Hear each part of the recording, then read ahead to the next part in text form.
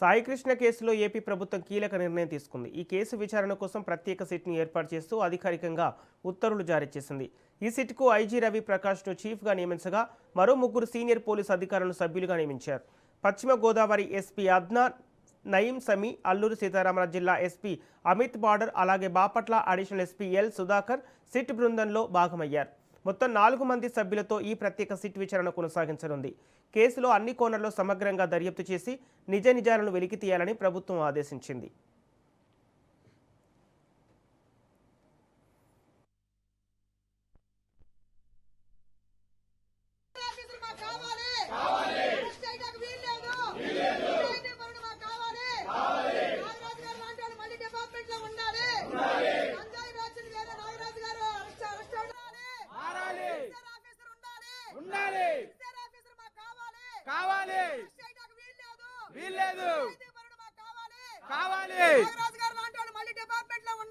ఉండాలి